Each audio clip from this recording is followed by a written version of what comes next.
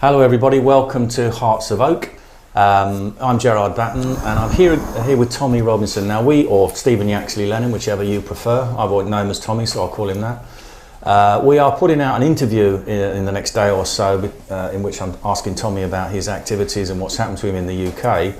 But we're going to do a conversation now about what's going on in America with the presidential elections. Before we move on, don't forget to hit that like and subscribe button.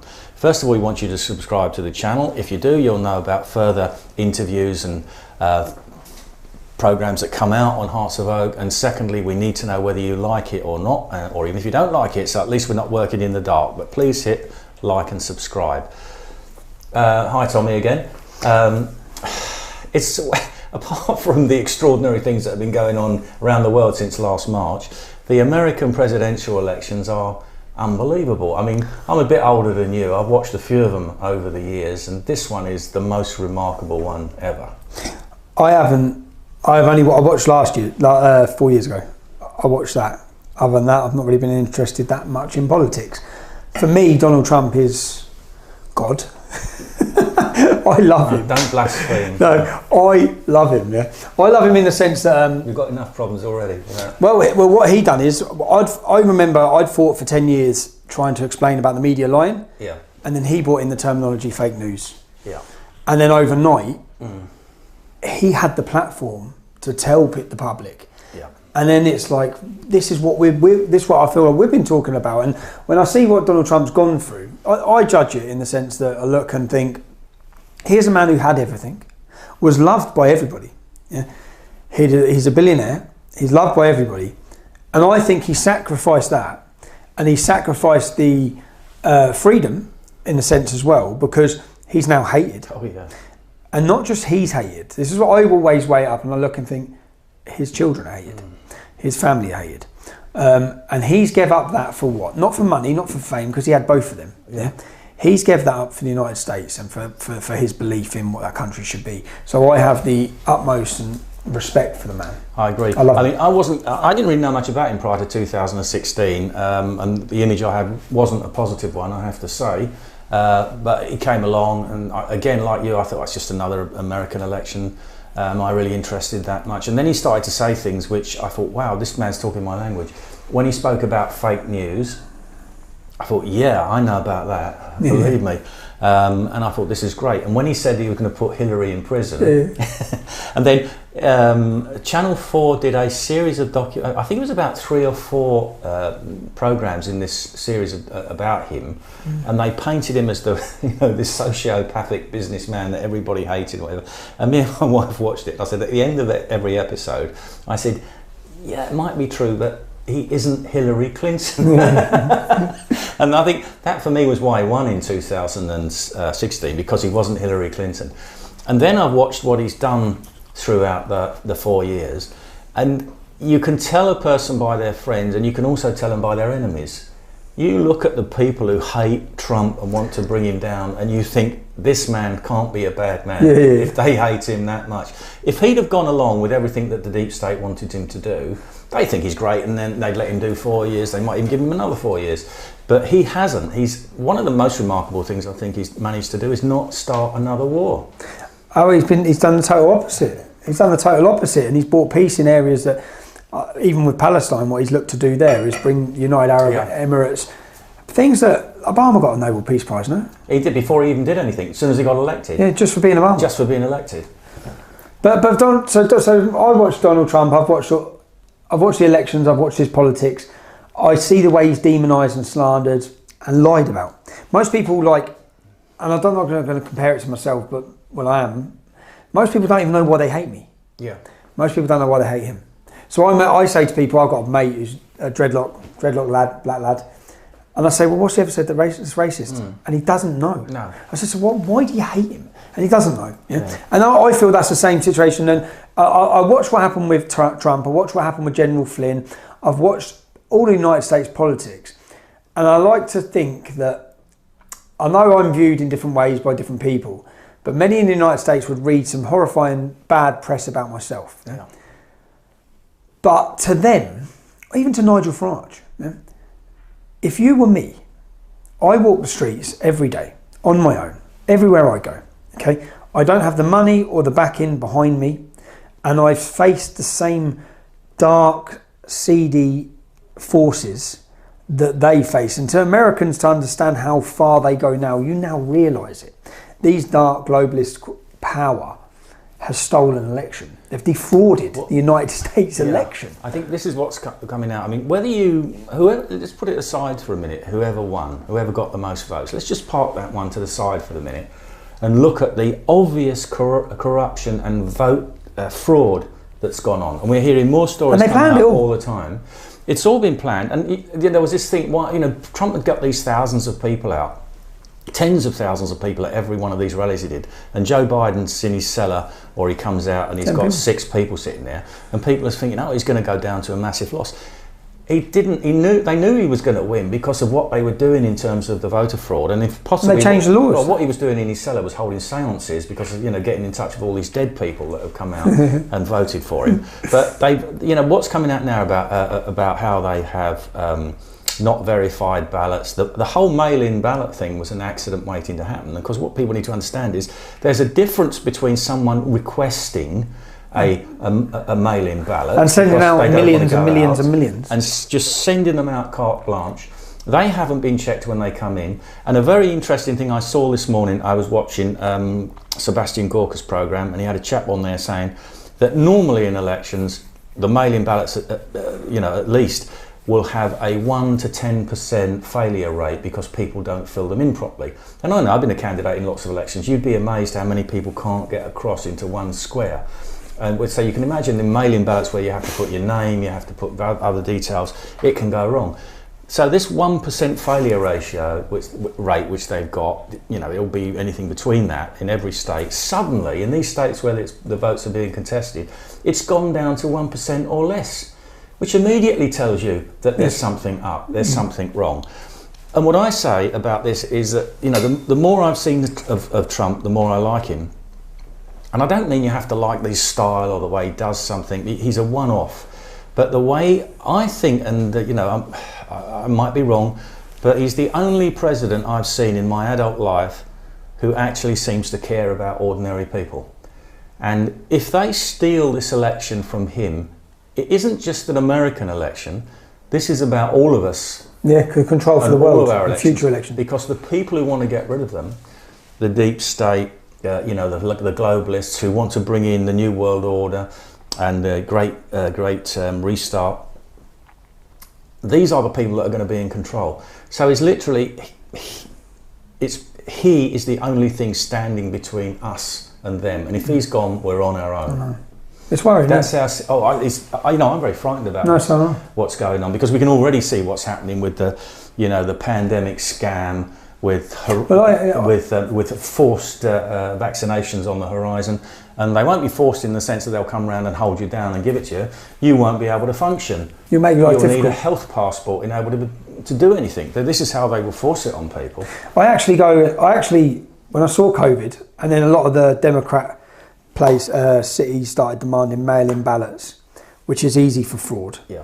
If mail-in ballots, and they don't want anyone to sign, there's no signatories, why not? They don't want people needing ID, why not? It's like, would you get people to do a drug test by mail? No, because they can be frauded. Yeah, it's exactly the same. You could use someone else's urine. You could fix it. So why are you sending out millions upon millions of ballots? And they have defrauded. And I think the troubling thing is that people, once they don't believe in democracy, once they don't believe that it's a true democracy, then what alternative do people have? Now, in this country, we don't have much an alternative. But in the United States, where they're all heavily armed and they've got a constitution, there's a real alternative. Yeah. Now, this is dangerous in that sense, totally dangerous, worrying, concerning for everybody. And Donald Trump totally is the last line of democracy, because if this is stolen from him, what, you don't think this is just a test run for the rest of the world? You don't think that these glitching machines... The rest of them will be a pushover. Oh, it'll be a walk in the park. And the Republicans will never, ever get in power again. Yeah. They'll never get in power again. And I was so surprised how quickly it's accelerated in the United States. Because all the problems we have in this country around free speech, the erosion of free speech, the attacks, the hate crime laws, all of these things, which we believe couldn't happen in the United States because of their constitution, it's all now accelerating. And you see, if the Democrats get in and win this election, then over the next 4 years, what you're going to see is reversal of laws, implementation of laws, and the power of political correctness infecting the United States in a similar way to it's infected our countries. People, well, you've already seen it anyway. I think they're worse than us in many ways already. Losing their job, yeah, but that's happened very quickly. Because there was none of this 4 years ago, before Trump. Before Trump, I'd say when I first started talking to Pamela Geller and Robert Spencer, they were my inspiration in talking about Islam at times when I started looking into it and reading all about it. This was unthinkable in the United States. Yeah. This was unthinkable. And then here we are, just, what, a decade on? Well, I think there's two elements to this. First of all, there is the organised fraud itself, which is bad enough. But then there is the complicity of the media in denying it's happening. I mean, in America, it's big time, you know. And over here, I don't watch the mainstream media anymore at all because there's just no point. But this morning, I came downstairs. My wife had the breakfast thing on, so the news came on. BBC One. Biden is about to win Arizona, and Trump is making unfounded allegations of fraud. So, well, first of all, he's not about to win Arizona because the votes are still being accounted, i.e. the legal votes. They're trying to sort out the illegal votes from the legal votes.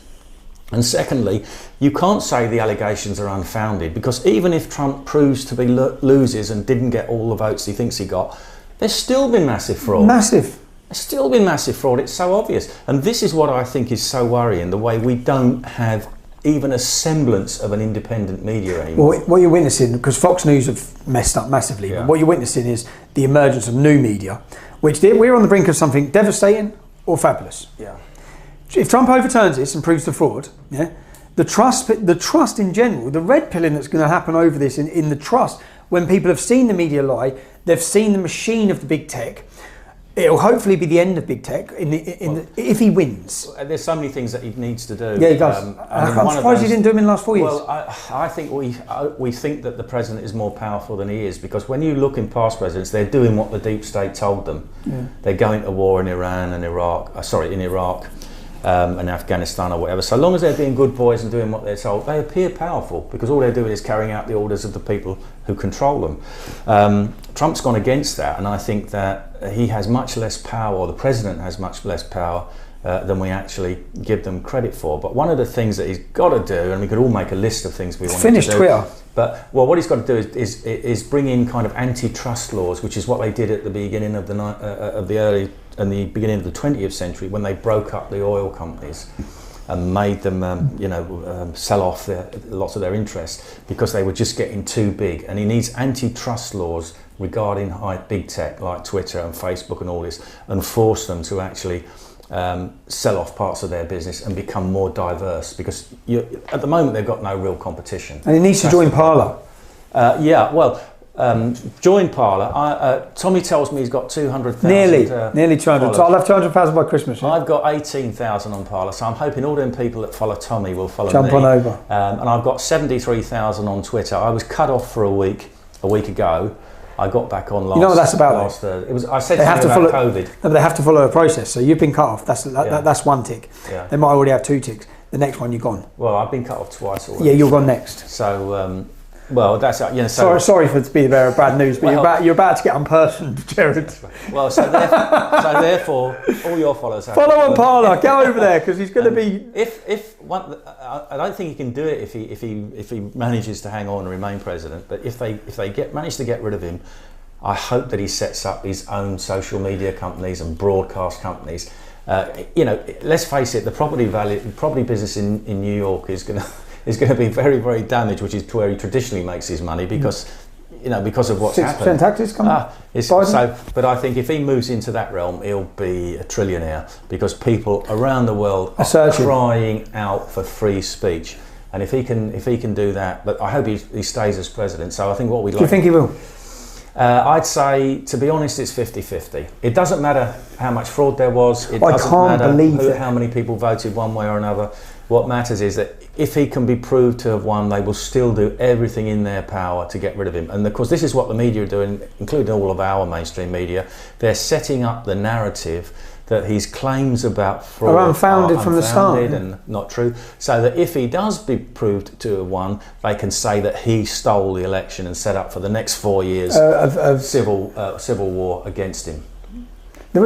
So he's been defrauded. 71 million Republicans are aware of that. I think he's saying now that there were... Not a single buildings burned. It's more than that, because they are saying now that the software that was used in the voting machines... 2.7 million votes? Yeah, actually switched votes from Trump to Biden. And this is why in certain states, when they were, 80% of the count was done, suddenly they stopped the count for no apparent reason. And this is because they were flipping the votes from Biden to Trump. They told some inspectors, also bringing in new votes. They said we'll stop counting the vote at 10:30, and they carried on till 1 in the without anyone watching them. Do you know what's amazing? Almost as bad as Tower Hamlets. I know. It is Tower Hamlets in the United States. In 2009, in the European elections, we were all at City Hall, and they close the ballots at 10. But of course, it's different with the European elections than the ordinary parliamentary. But I think all the votes were checked by about 12 o'clock. But we had to hang around till 6 in the morning. In fact, I don't even think they were finished by 6 in Tower Hamlets. It went on even further, and I was joking and saying, well, getting the ballot boxes in from the polling stations is one thing, but now they've actually got to fill in all the votes. Yeah. But it's mad. I just don't... One encouraging thing is, for 4 years, Donald Trump has been attacked, slandered, demonised by every media source there is, even the right-wing media, and he gained another 10 million votes. Yeah, well, good luck to Donald Trump and the US, because if he loses... we're all in a very bad situation, so I think that we're hoping that he actually does pull it off and gets another 4 years, because he is going to have a tremendous struggle on his hand to do the things that needs to be done. Do you know on that as well, Laura Loomer? I watched Laura Loomer, yeah? Do you know Laura Loomer? No, she stood for Congress. Laura Loomer was an independent journalist, just like we are over here, and she has been censored more than anyone, yeah?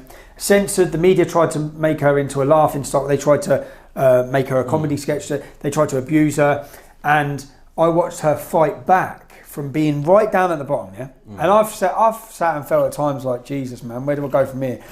And I watched her fight for her congressional seat. Yeah? She didn't win the congressional seat, but she fought and become so big and such a face for independent media, for free speech. So I watched the campaign to Laura, love ya, you smashed it. And you actually give other people, you give me inspiration sitting watching you, because I know what I've faced, and I know what you've faced, and I know how hard it is when you've been censored and deleted to pick yourself back up, and I watch you pick yourself back up. So don't get disheartened by the fact you lost that seat. Pick yourself back up again and get back out there, man. Yeah, well, good luck to President Trump. Come on, Donald. Thank you very much, Tommy, for doing this segment for us. Thank you. And don't forget to hit the like and subscribe button, and see you next time. Bye, everybody. Peace.